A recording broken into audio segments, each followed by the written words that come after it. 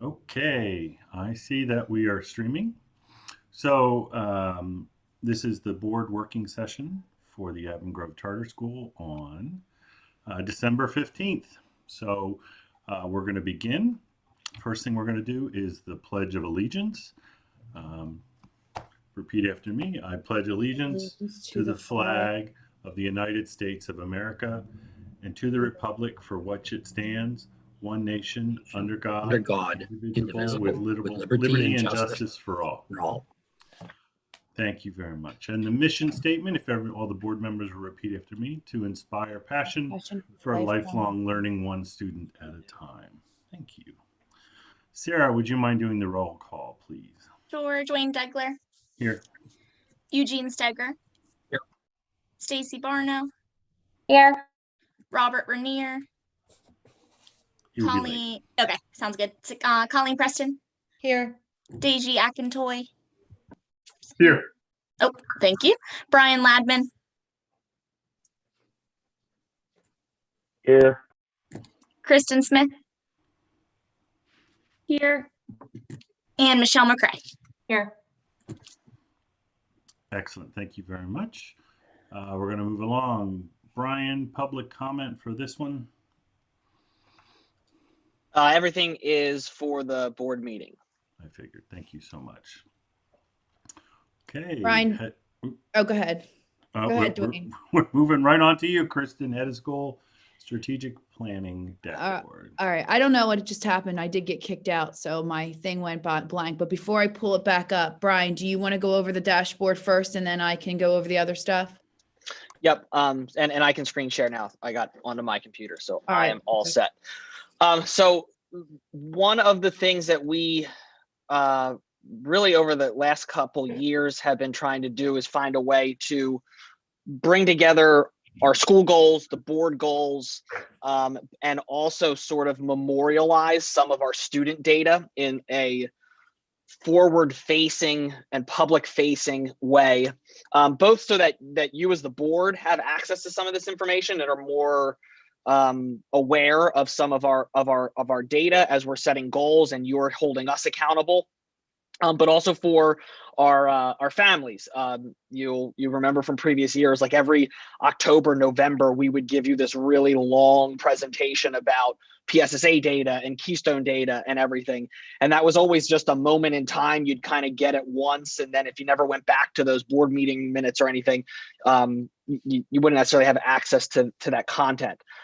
So we started working on a data dashboard and then a strategic planning dashboard for the school and for the board, so that we're all kind of on the same page moving forward of what's in our comprehensive plan, what are our facility goals, what are our IT goals, what are our student performance goals, how does middle states align to it, instead of having to go back through 1,000 different Word documents. So this is as a data dashboard that's offered through ECR, which is a consulting company that actually provides this to schools for free. So this is a draft right now, so we're still working on building it, but wanted to just show it to you in draft form, get some feedback, and then ask if there's anything that may not be on here just from a cursory view that you as the board members would like to see made available either to you or to our parents, because this would basically just be linked right from our website. So when you go in, there's two tabs. There's the indicators and the strategy tab. The indicators tab gives the viewer really, it's kind of like a pared down Excel document and chart and data analytics for very basic charts where I've built out and gone in and say, for example, PSSAs for ELA. You can go in and you can see our school year over year. You can go through and see different grade levels year over year.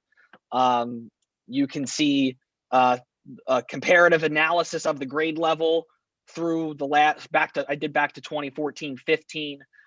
So again, it's kind of just memorializing this data. Or if you have a question like, how did our kids do on AP performance last year?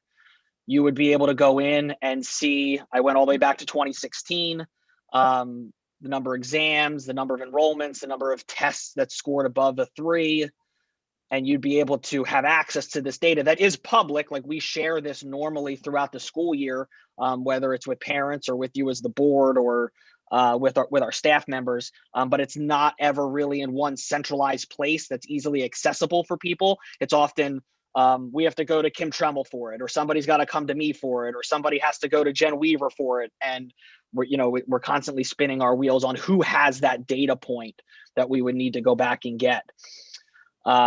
So I've put a couple things in here, basically PSSA analysis and comparisons, Keystone, PVOS growth data, our graduation rate over the years.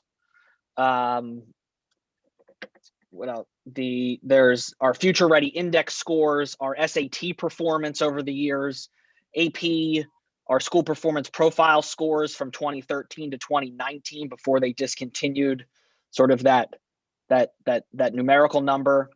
I'm working on some learning environment things that parents would be interested in. What's your student teacher ratio? What percent of your staff have master's or doctoral degrees? What's your current enrollment? What's your enrollment history? What's your current special education population numbers? What's your ethnicity breakdown?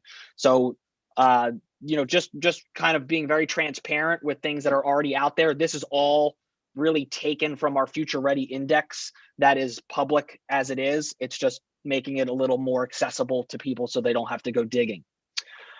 The other part of this is the strategies portion, where we can go in and we can add those goal statements, whether they were ones from our comprehensive plan or they're ones we work on as our school strategic plan that's coming up.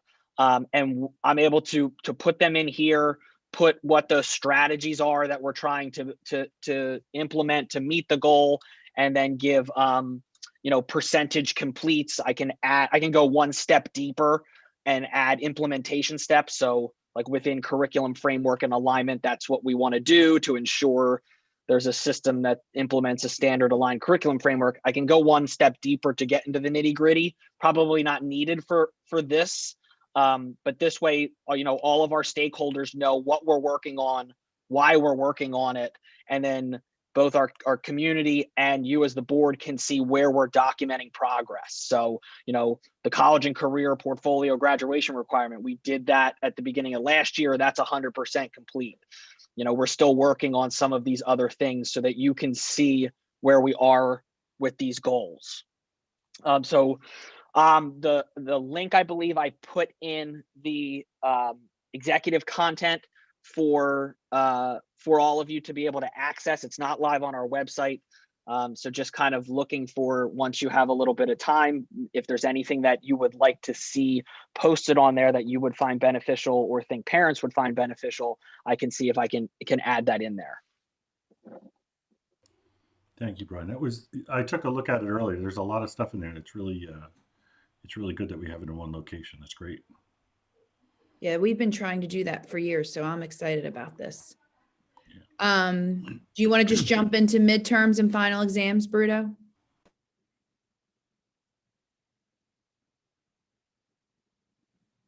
You there? Yep. So we talked last month about, or Dr. Maitland talked about the grading policy, and we had already started to talk about, looking forward to midterms and final exams, what we wanted to do. So he had discussions with his departmental leads, and they were all in agreement that they would like to suspend midterms and final exams this year, just because of the stress level that the kids are under, the sort of equity issues where we have some students that would be taking exams in person in the building if they're a hybrid student, and some who are completely virtual would have sort of a different testing environment that is not necessarily controlled.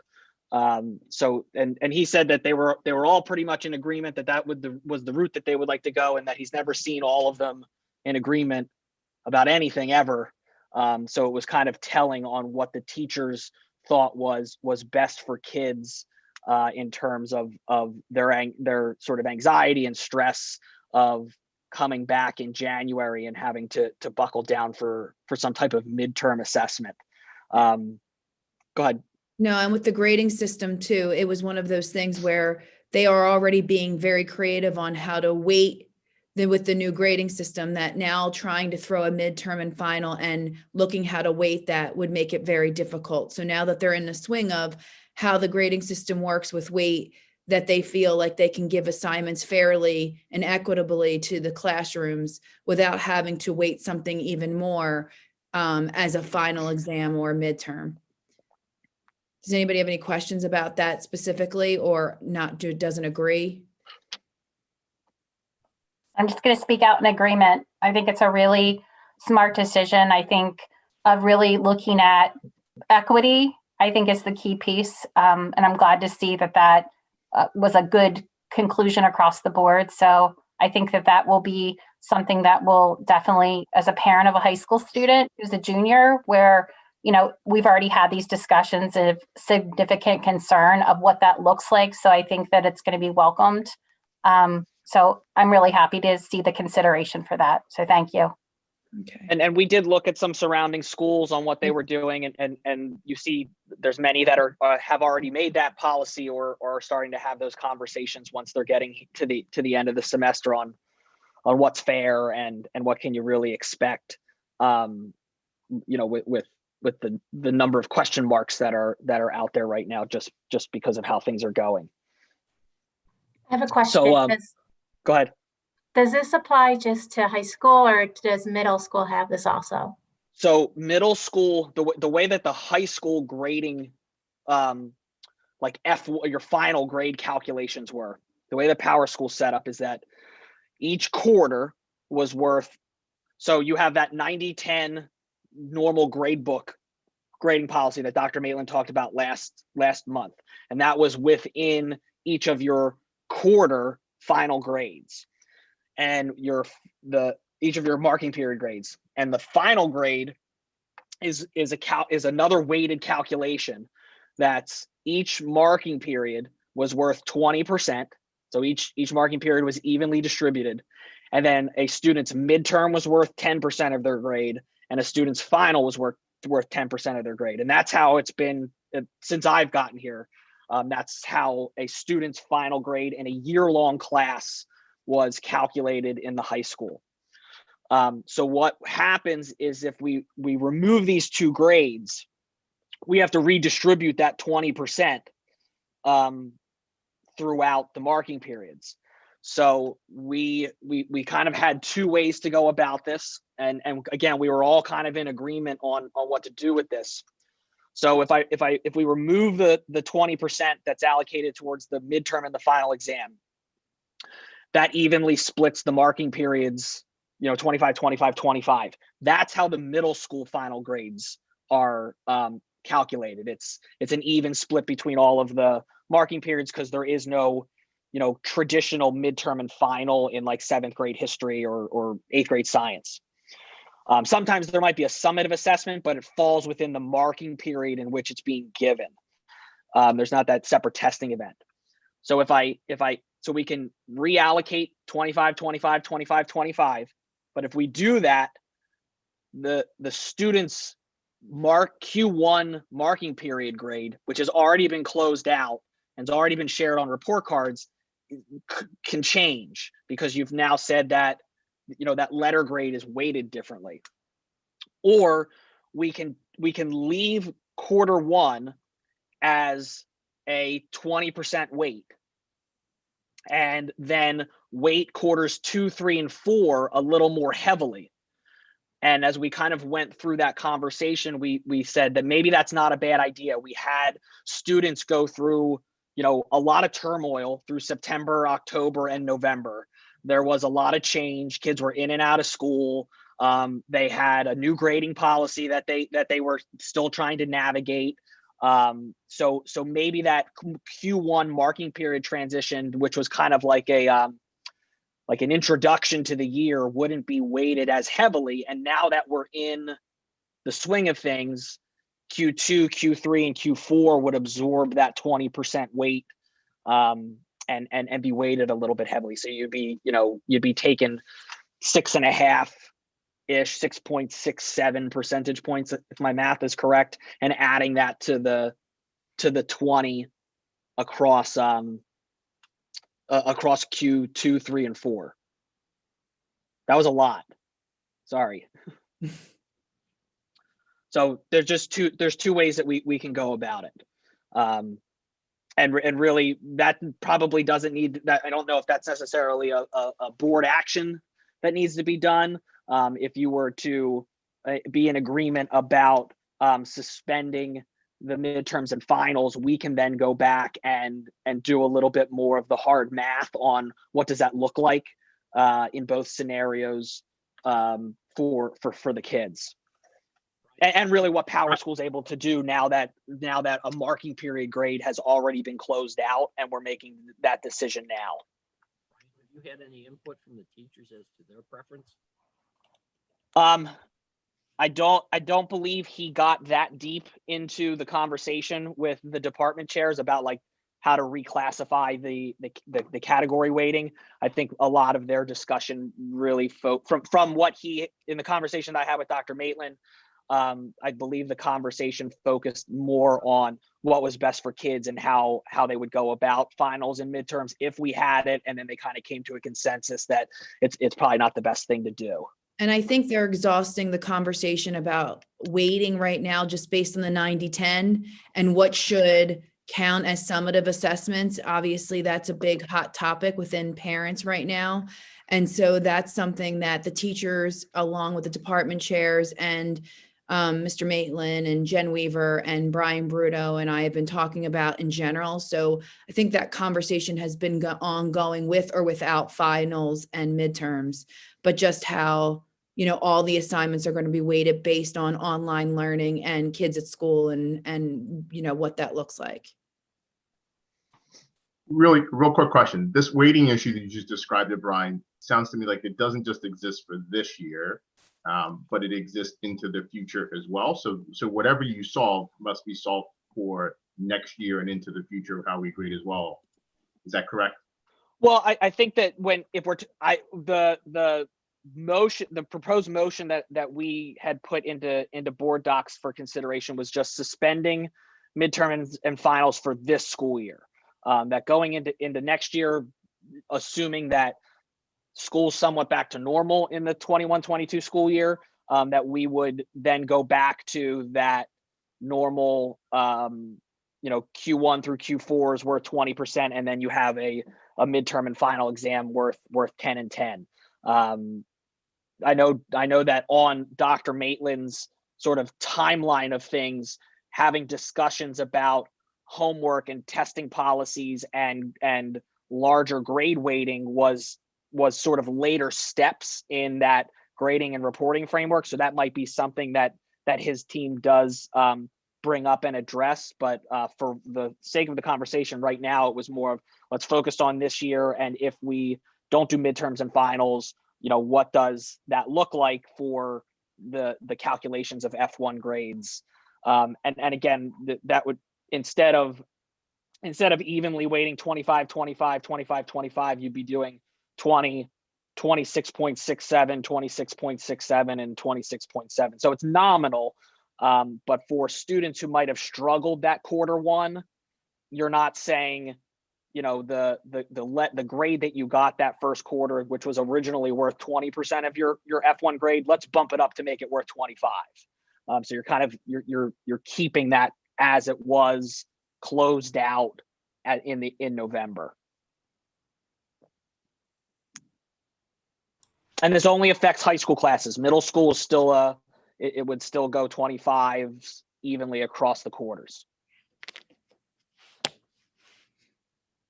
So Bryan, at this point, I think what I'm hearing is it's really, you guys are just going to move forward and you're looking for, I don't think you're looking for approval, maybe you are, to skip midterms and finals. And I agree, with like Stacy said, it's probably it's probably a good move, and then you guys can figure out the grading behind the scenes and come back with the final. Yeah, that in a nutshell. I wanted to just explain sort of where we Yeah. were going in case anybody had strong feelings one way or the other. And I think because this was obviously a hot topic for parents and for students, we wanted to make sure the board is understanding why we're doing what we're doing as we move through the process. Yeah. Did anyone have any questions? I did send information from Dr. Maitland last month. I'm not seeing anybody raise their hand or not, so I think we're good to move on to the next section. All right, Brian, do you want to bring up that presentation? So Yeah, just give me one minute. I'll start talking. So one of the things that we obviously are talking about are the learning intentions for January. So when we first started our learning intentions, we said, do you want to go hybrid or do you want to go virtual? And we're going to stick to that plan until January 25th, I think it was, because it was the end of a quarter or an end of a semester.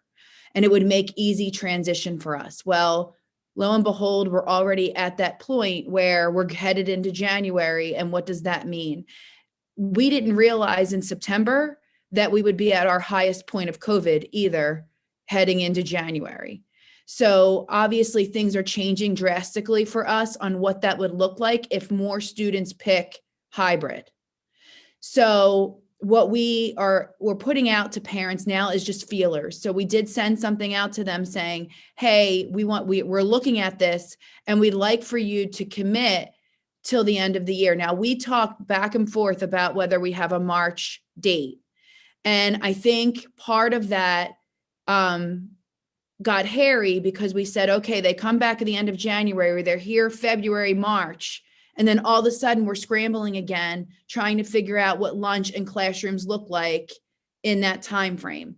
And so, and remember, if PSSAs happen, which they could or they could not, there hasn't been a waiver yet, but we're looking at that. There could be a good possibility kids come back in March and then sit for tests. So we are for the whole month, really, for all of March and April. So it's one of those things that we understand how difficult this is for parents to make decisions, especially at the height of COVID. But we also want to make sure that we're planning and that 4 weeks later, we're planning again. And then 4 weeks later, we're planning again. We want to make sure that it makes sense for what we're trying to do here.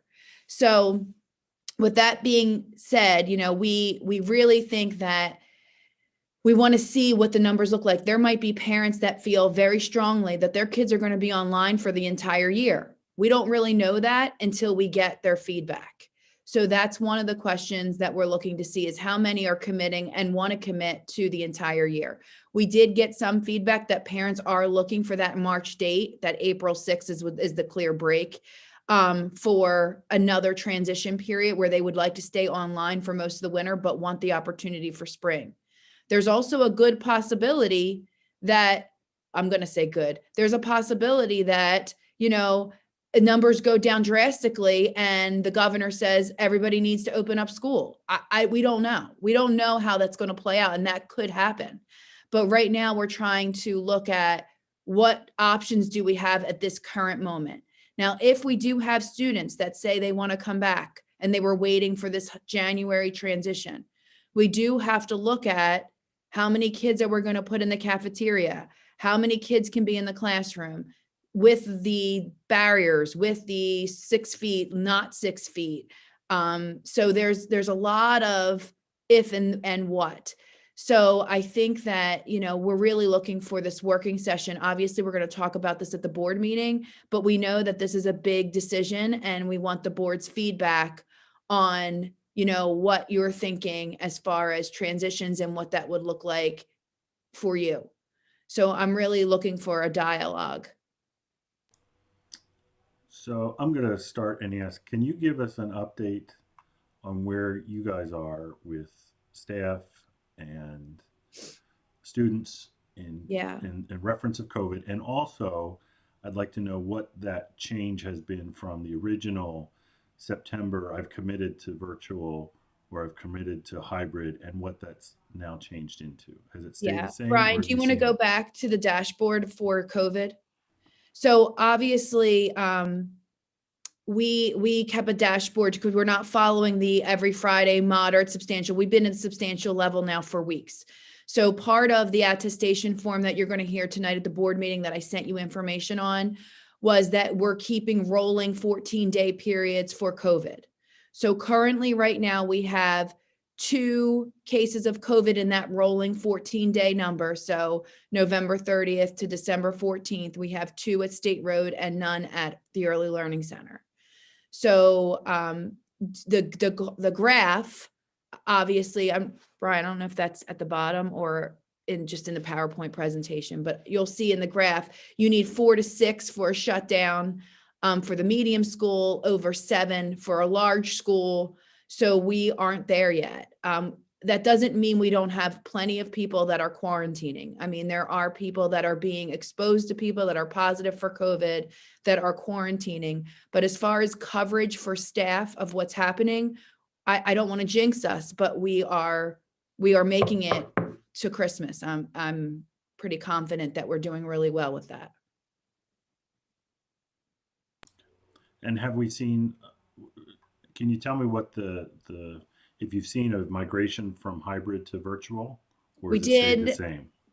I don't have those numbers off the top of my That's head. We okay. did have a few virtual, move to virtual. I'm going to say there was about, last time I checked, between 5 and 10 in each division that went to virtual. Brian, do you think differently, or is there a more definite number you have? I mean, I can go back and I mean, if it's a number that you're really interested in having, I can have the attendance and enrollment go back and pull the transitions. But it's a hard number to track because we've also given this flexibility of if you're a blue hybrid kid and you're not, and it was for if you're not feeling well, stay home and access your classes through Zoom. We do have normal absences that are occurring where a blue cohort kid might not show up on Monday, Tuesday, and we don't know why. And it might be because now they're going to stay virtual for a couple weeks and they're not communicating that. So it's kind of a gray area to assign a hard number to, but we have seen people transitioning. That's okay. What I was looking for, and I think you've answered it, is you did not see a huge migration with the numbers going up and students and parents pulling out. I wouldn't say huge, no. Right. So it stayed relatively constant. Okay. That's what I was asking. Thank you. So I'm going to look around here. You want to go back, Brian, to yeah. Does anyone have a question? If you do, just raise your hand or let me know and I'll call on you. We can. So I think just to reiterate the two things we were looking at was either we remain with what we had originally said, which we came up with this plan back in August, which was you're going to make a decision in January and you got to stick it out through the rest of the year. Or, we work to add that additional transition period. And we were looking at the calendar about what would work. And April 6th was the day that we came back from the spring break Easter holiday. So that would be, and I believe it was right after the end of the third quarter. So Yeah. then you would say you're almost making now a quarter 3 decision and a quarter 4 decision. Okay. Eugene. Yes, Kristen and Brian, could you comment on the protocol for testing of staff? So Eugene, we went through that for the last couple board meetings, but I'm going to go over quarantine and over at the board meeting. But really, if they're not feeling well, or they've had an interaction with a positive person, they have to quarantine for 14 days. If they're positive because they're not feeling well and they get a test, it's 10 days. So myself and Tasha and Holly, who's certified in contact tracing, have been involved in all of that with the staff. Is that what you're asking me? Yeah, in the recordation of, sorry, I was on mute. The recordation of tracing. How much tracing we've done? Yes.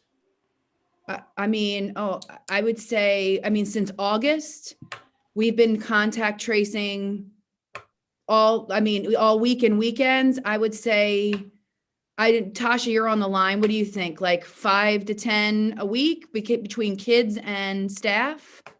Yeah, it's hard to say a ballpark. But we typically, like on the weekends, we typically are doing like 2 to 3. 3, yeah. And then during the course of the week, it's another like maybe 3 to 4. It's hard. Like one week we can have multiple like people that we have to contact, trace, and speak to students, calls from parents and staff. So it's just different from week to week. We have It has escalated. Obviously, it's escalated in the last 2 or 3 weeks, the amount we've had since the beginning. And I can email the board. Kristen, Holly, and I, we have an Excel spreadsheet that we maintain for other people that we talk to from that involve students and staff. So if that's something that you're interested in. We wouldn't give you the names, but we could give you the running number. Yeah. Yeah, the numbers. And you'll see the number in the dashboard of quarantine. You'll see it go up from week to week. You'll see the number. So, Kristen, if you went on the original, so there's 2 options, like Bryan said. If you went with the April 6th date and you would ask people what they want to do, and you got a large influx of people that wanted to go to hybrid, I mean, what would that cause for you? I mean, that could cause some problems, especially like you said, lunch and other things. It depends. So, I mean, I think we're going to need to look at how many people we're really looking at. Now, I know in the last conversation at the board meeting, we talked about, what do the hallways look like and what does the lunchroom look like? And I'm going to be honest, I don't feel like I have to answer every single question like I know it off the top of my head, but I am involved in the school. I'm not just sitting in my office all day. So I know what my perception is based on what I see. But I understand that I don't have eyes in every single space. So what I've said to teachers is they also have to be a part of communicating what they're seeing. So part of the conversation was the modular units, well, the hallways, I need to look at them. So I went over. And again, I don't see kids, gathering in the hallways for longer than 15 minutes without masks. I never see that, ever. And I still didn't see it, even when I went to go look at it. I did tell the teachers that in the lunchroom, we have assigned seats. And so if COVID did happen at the table, we were able to contact trace based on those assigned seats, and the teachers didn't realize that. So there are conversations that are happening and perception everywhere. So if, we look in January and we're not in the substantial range and we're saying 3 to 6 feet with the barriers in the lunchroom, we might be able to put more kids. But if we are only saying 6 feet and we're staying only 6 feet and we're in that substantial range, then that means we might have to look at some kids eating in the classrooms or some, so it does change. And that's when we say we can't keep changing every couple of weeks because it's a lot of planning that goes into those conversations and how many kids. But like I said, based on our new seats that are happening in the Senate and what's happening with president in January, we might get guidance that says, we want you all in school. Like, I don't really know what's going to happen in a couple of weeks. So all we can do is plan on what we have now. Right. Okay. Colleen, Colleen and then Stacy, but Bryan, go ahead. You want to say something? Yeah, I think conversely, what we've and again, I know a lot of this is hypotheticals without actually having parents make choices, is if we send out the election to lock in for the semester and we have the flexibility where we're giving parents the opportunity to stay and kids to stay at home here and there and remote in, even if they're hybrid students, that we will have a lot of families who say, okay, I'm going to choose hybrid and I'm still going to keep my student home, right? And we will still see that high number of influx because they want to lock in a hybrid spot, hoping that flexibility can be ridden out until March. And then, you're in the same position. It's just, kind of flipped upside down. Where if we give the April option, you might see people you might see more people stay truly remote from that January to March through March timeline, and then we would have a more solid understanding of what our seat counts are going to be for a January to March timeline, where if it's the opposite and everybody says they need hybrid and we recall all of our desks that are in storage, and then all the kids don't come to school because they're going to stay remote and have that flex, because we give them that flexibility, it all might be for naught anyways. Right. Got it. Gotcha. Colleen, you had a question. Part of my concern is exactly what Bryan just said. I think you're going to get a falsely high number of hybrid if you say you have to lock in for the year. I think people are going to say hybrid and then keep them home through assuming the numbers are going to calm down, which I would think that they're gonna, once sort of that weather shift happens again, so then we're going to be in a position where we're making all of these changes and trying to figure out things, and then it doesn't really matter. So I think we can get sort of a false number. My other thought would be, I just think that I don't realize, I can't imagine the amount of planning and coordination and all of the stuff that goes into trying to figure out these breaks and bringing kids back in. I just feel like it's so important to try and get them back in. So, I mean, I would elect, my preference would be to have that sort of additional period. So let people stay remote now, but give them the opportunity. And I would say too, that I don't know sort of I know that those emails that go out can get confusing and you have to keep them succinct, but almost are you going to stay for, you know what I mean? Is there an election on there that is for the year? Because maybe some people just know that and choose that. So maybe we can ask that, like, you have an election to be for the year remote, or if you say, I want to, I'll commit until March or whatever sort of that commitment would be. But that's sort of my perspective. I can see how deep I can get with the questioning. Sometimes keeping it simple is sometimes I know too many easier, questions. Yeah. I know. I'm just trying to figure out how we sort of get that information, because I do think that there is a group that probably will stay remote for the year, and it would be wonderful to know that number. Yeah, I agree. Yeah, I think that's a question that can be easily asked. I think if I would try to get into too many more levels of if-thens, I know it might get difficult, but that's one where, you know, if you did choose hybrid, or if you chose remote for quarter 3, do you also anticipate doing so for quarter 4? Yeah, and it could just be a yes or no. It might just give us a little more information. Obviously, we're all guessing here, but there probably are some who just are not going to come back this year, and that's okay, but it would just be nice to know. Okay. Agreed. Thank you. Stacy Barno, you had a question? Yeah, I guess my question is, have we determined sort of what that break-even point is of how many students?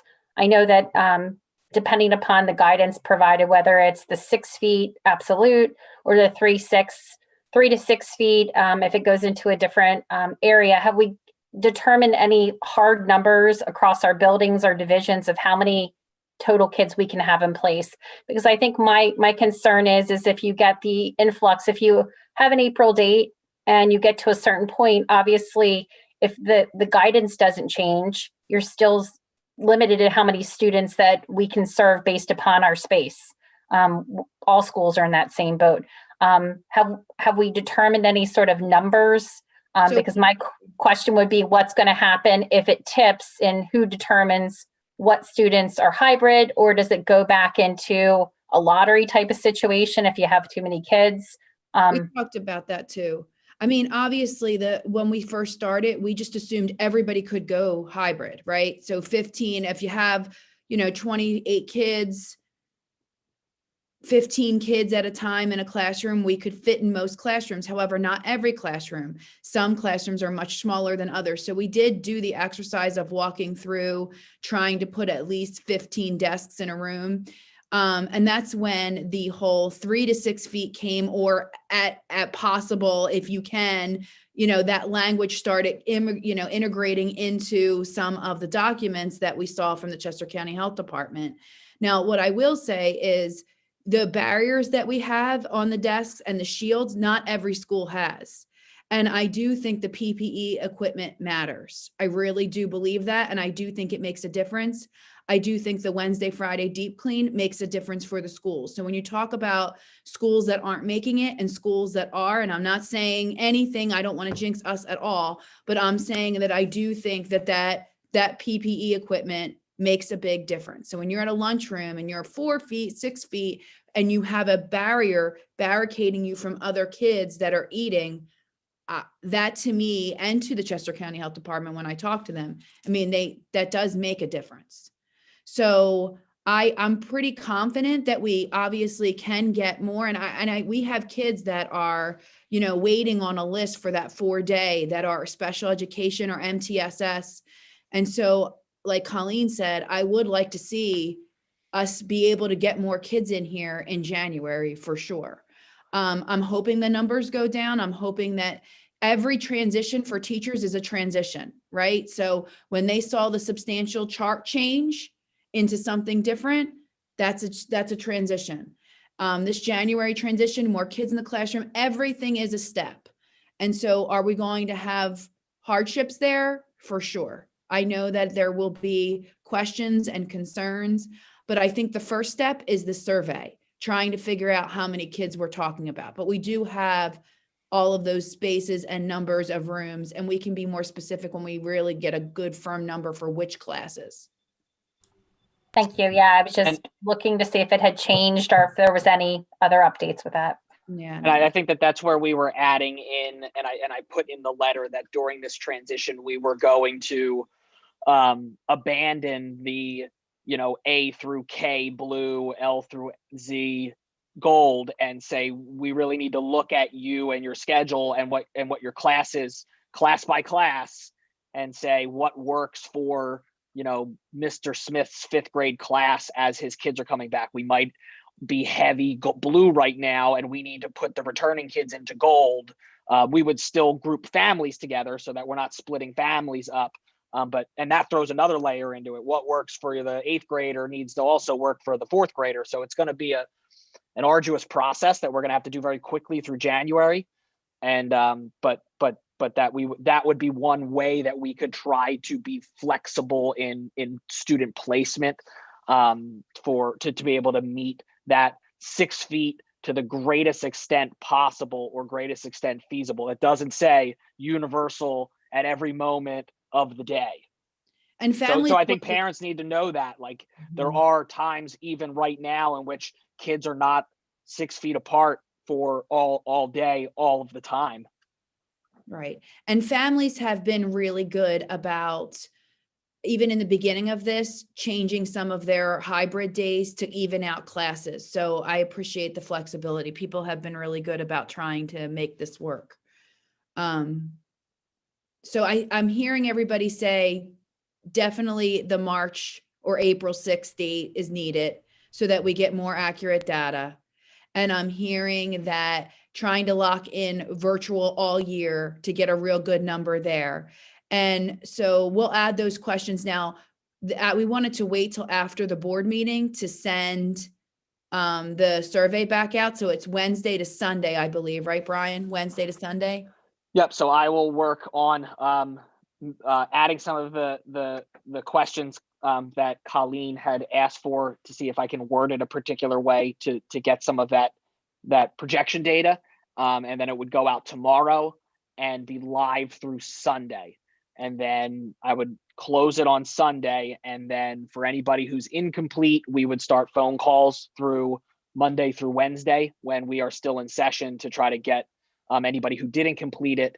And that way, when, over the break, I can wrap all of that up together and start that work. And then when we come back from break, spend January 4th to the 25th working on making those class lists with the principals and the guidance counselors.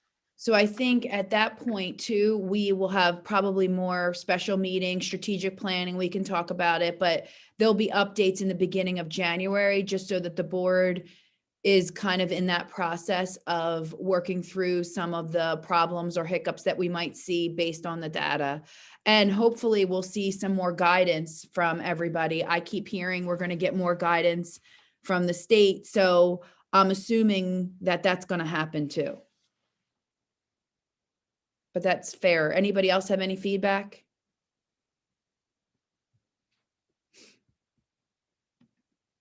Okay. Okay, I couldn't unmute myself. I'm sorry. Yeah, is there, just like Kristen said, is there anyone else? I'm looking around. Nope. All right. Okay. I think we're good to move on. All right. So go ahead. Don is next with policies. Yep, policies presented. Okay, so for December, we have a few policies for the board to consider to approve. We have some policies to rescind once those new updated policies are approved. And then we have several policies, they're smaller policies for the board to take their 30-day review and consideration to approve at the January 19th public board meeting. So policies scheduled for approval this evening. They have been through legal review and presented to the board last month. We have policy 4014, finances, payroll authorization, policy 4015, payroll deductions, and policy 2051, homeless policy. So the first two policies are our cyclical review, and it is updated to match the board doc policies. And then the homeless policy has been updated to reflect changes that were implemented this year. If approved, the policies that would be rescinded are older AGCS policies, the payroll authorization policy, as well as the homeless education policy. And then the policies presented to the board for review and consideration to approve at the January public meeting are policy 4009, investment of funds policy, policy 4010, purchases subject to bid disqualification, policy 4019, audit, policy 4025, procurement cards, policy 4011, purchases budgeted, and policy 4012, purchases not budgeted. These policies have been updated to the board doc policies. They have been through legal review and are now being presented to the board for their review. When approved, the older AGCS policies that would need to be rescinded are the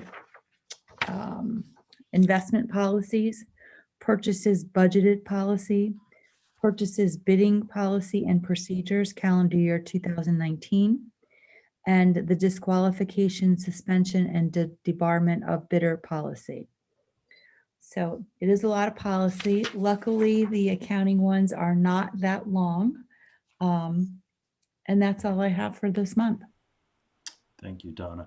Now, does anyone have any questions on those policies? I know I don't want to rehash it. I know there was some dialogue going back and forth about one of the policies. Is there any other comment or questions on any of the ones that we're going to be voting on later tonight?